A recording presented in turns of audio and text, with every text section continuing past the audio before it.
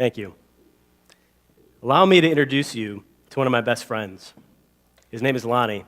He's a gentleman up here pictured in the middle.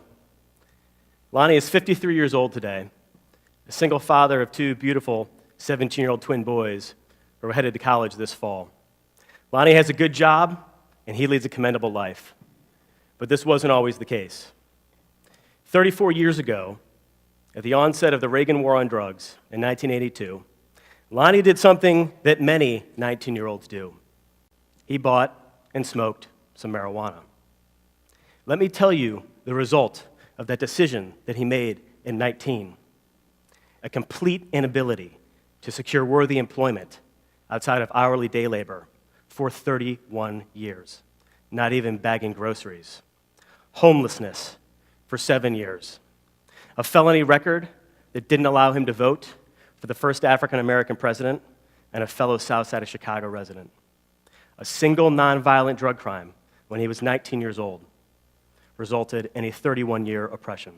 When I met Lonnie, my wife and I host an event every year, the week of Thanksgiving, for the homeless. We host a dinner, and it's truly one of the most memorable nights of our year. The good news is we feed a lot of people good home-cooked turkey and stuffing. And of course, the bad news is that we feed a lot of people good home-cooked turkey and stuffing. 8 years ago, when Lonnie and his boys walked into that dinner, I couldn't help but notice them. Probably like you all, I have a fascination with people on the street who are homeless, and I wonder, how the hell did they end up in this spot?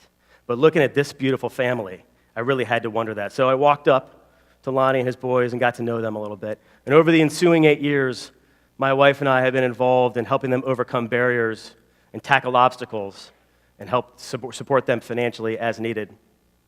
Why? Because they had so much potential. Because Lonnie had been sober for 20 years. Because his boys had the ability to avoid the fate that has befallen so many of their friends and family members.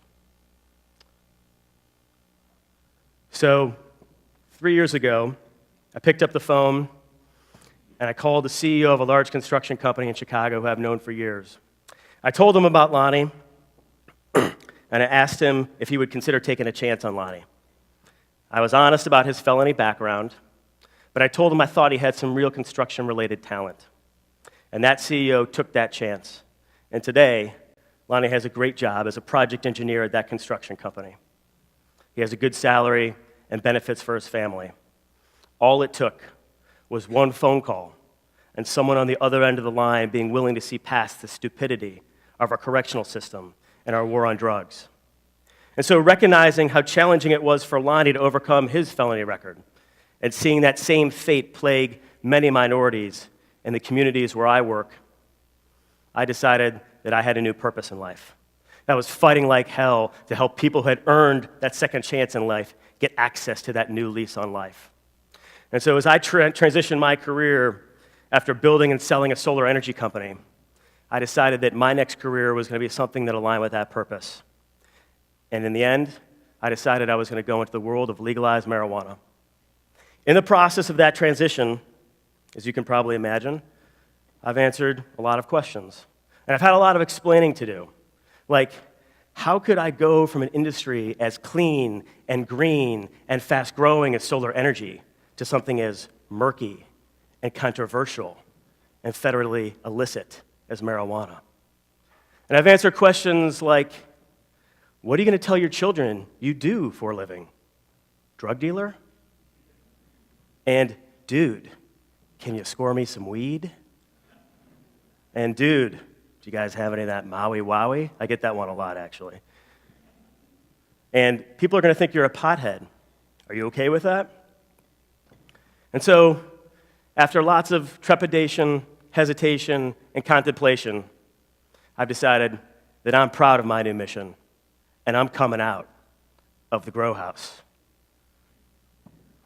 I'm not embarrassed, not at all. I won't ask myself silly questions anymore like, what will my alma mater think? And will they ever invite me back to speak? So, if I could, let me take you on a journey to explain this transition, to answer some of these questions, and to tell you why I believe I have the most important job I've held in my 16-year career. When I was 7 years old, my father had earned an academic sabbatical for roughly a decade of professorship. And he took me and my family on a trip around the world. It was a big trip for a little kid from Toledo, Ohio, who hadn't been that many places. It was on that trip that I saw a vision, that something that was permanently etched in my memory from that point forth. My parents and my sister and I were on a canoe with a guide in the Klongs and the canals in Bangkok. And we saw kids roughly my age swimming, playing, laughing, smiling, which wasn't abnormal for me. I'd seen that roughly daily in park pools and country club pools and all over. But this was different. This was utter squalor. As these kids were laughing and smiling and playing, a dead dog floated by them. An old man urinated in the shallow banks of the canal, and a produce vendor washed his fruits and vegetables in that same canal. This was ripe with poverty and electric with activity. Even at 7, I had a visceral emotional reaction to that moment. And to this day, I truly believe that that moment changed my life forever. And since that moment, 30 years since that day, I've had an anthropological fascination with those living on the margins of society, those who are impoverished or homeless or on the verge of homelessness. At 17, I spent time in a homeless shelter preparing to write my senior thesis for high school. At 21, I worked with Professor Groover to create a platform here at Bucknell to distribute excess food from the cafeteria to homeless shelters in the area. At 30, I invited a random homeless man into my car during a freezing rainstorm. And over the next 6 years, I helped facilitate his reentry into society by helping him access food and medical care. And I've been involved in various boards through chairmanships and other engagements. And throughout it all, I've learned one thing more than any other. Misfortune plays no favorites in this life. But unfortunately, misfortune is more often experienced in some communities than in others. Michelle Alexander is a Stanford-trained attorney. She wrote a fantastic book that you all should read. It's called The New Jim Crow. In it, she talks about the impact of the war on drugs on minority communities. And she makes a profound point when she says that key to America's understanding of class is the persistent belief, despite all evidence to the contrary, that anyone with the proper drive and determination can move from a lower class to a higher class. The truth is, if you are incarcerated for a drug-related offense in this country, good luck. There is no second chance. There is no upward mobility. It might as well be a death sentence. Because the fact of the matter is no matter how hard you work, you simply cannot redeem yourself. During my time working in the most impoverished Chicago communities, I've firsthand witnessed the subordination mostly of black and brown men in the form of incarceration for nonviolent drug-related offenses. And although America is an incredibly free and fair country, I can tell you for many, freedom has proved to be merely illusory. I argue that the war on drugs has been an abominable failure over the last 30 years. Effectively, what it's done is it's discriminated and subordinated against minorities to the point where it's as much akin to slavery as any other institution that I can point to. Now, I truly don't know what the intended result of the war on drugs was, but let me tell you what the end result has been. It has created an entire underclass of society, mostly of minorities, who cannot vote, who cannot serve on juries, who cannot access good jobs, and whose families have been severed at their core by a tsunami of mass incarceration that this country has never seen before or since. To highlight this point, let me give you an example of what just a very minor marijuana possession misdemeanor could mean to you. In 38 states, you could be banned from adopting a child.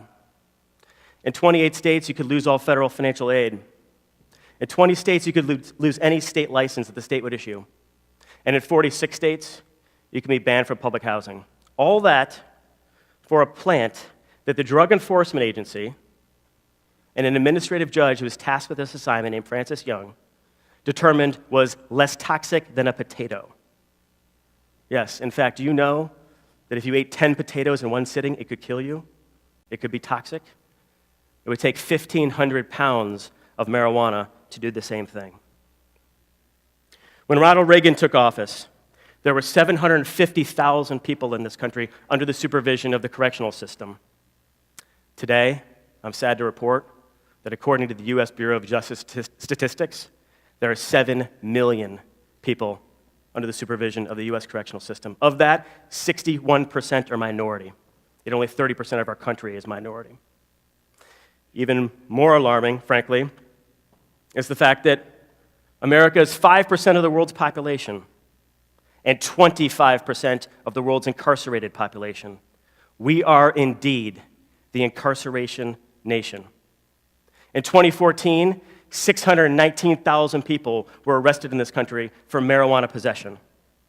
Not trafficking, not selling, possession. And of the 8.2 million people arrested from 2001 to 2010 for marijuana-related offenses, 88% were for marijuana possession. Now, obviously this data is all astonishing and alarming, but there is one consistent trend that I and all the researchers have noticed with this data, with these statistics. This consistent trend is significant racial bias. Time and time again over the last 3 decades, the U.S. Department of Health and Human Services has asserted and validated that whites and blacks use drugs in almost exactly the same proportion. In fact, white communities use drugs probably even a little bit more, according to the data. Yet according to the ACLU, if you're an African American in this country, you're 4 times more likely to be arrested and incarcerated for a marijuana-related offense. And in some states, that number is as high as 13 times. In densely populated urban population centers like Washington, D.C., as many as 75% of the African American males over the age of 18 have been arrested and incarcerated for a nonviolent drug-related offense. Now, those are the statistics. Let me tell you the real-life implications of all this. Kids are growing up without fathers. Families are relegated to poverty and disenfranchisement for generations. And that poverty and that disenfranchisement, that actually causes illicit drug dealing and gangs and the eventual premature death of many people of color. I argue that the illegality of marijuana has actually led to far more crime than any other institution that I can think of. And meanwhile, the Lonnies of the world sit idly by with their only purpose in life being basic subsistence. And let's dial this back and look at the reality of the illegality in marijuana right here where we sit today in Pennsylvania. According to an article written by the Philadelphia Inquirer a couple months ago, the size of the illegal marijuana market in Pennsylvania, $2.3 billion. That makes illegal marijuana one of the 30 largest industries in your state. Yet we have created no jobs, no tax revenue, and I think worst of all, we have continued to perpetuate this rather Pollyanna-ish notion that the illegality of marijuana keeps our children safe. The reality is that's just not true. Accessing drugs for teenagers today is as easy as it's ever been. And trust me when I tell you that drug dealers who are dealing illicit drugs don't exactly check IDs of teenagers when they're selling them those drugs.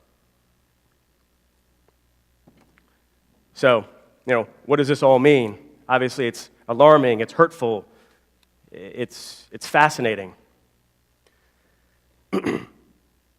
I think that legalization, if done right, and that's a key, if done right, has the potential to change the course of history in this country in a meaningful way.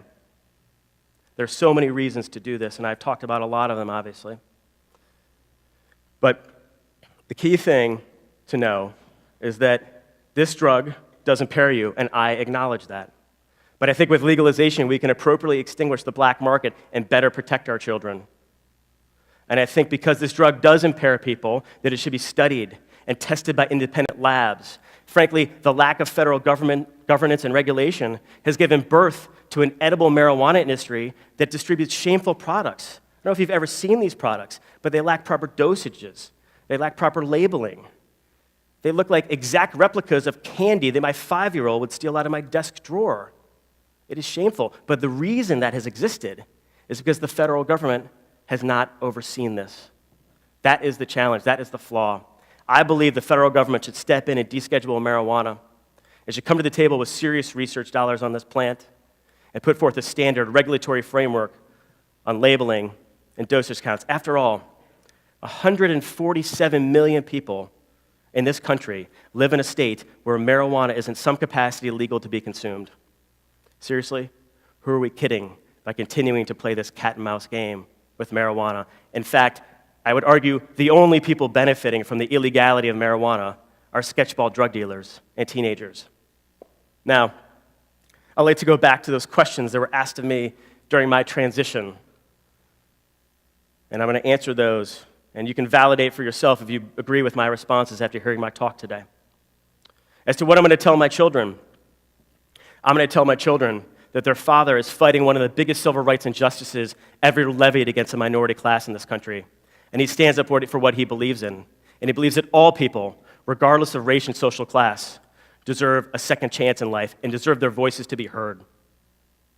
And just because I'm in the marijuana business doesn't mean I endorse it in my home or I would allow it for my children. I don't have sacks of weed sitting around in every drawer and vape pens hanging everywhere. And no, I cannot score you some weed. You didn't ask me to score you solar panels when I sold those. I'm a sophisticated business person. I run an operation that is safe and thoughtful and regulated, and I have no intention for diverting product for your use. And Maui Wowie, that is a really stupid name. And I plan to challenge the nomenclature of the industry every single day because I think it's important that for people who really need this, patients and consumers, that the product is sophisticated and taken seriously. And I'm not a pothead. In fact, I'm pretty much a complete teetotaler. You may be interested to know that I haven't even had a drink in almost 8 years.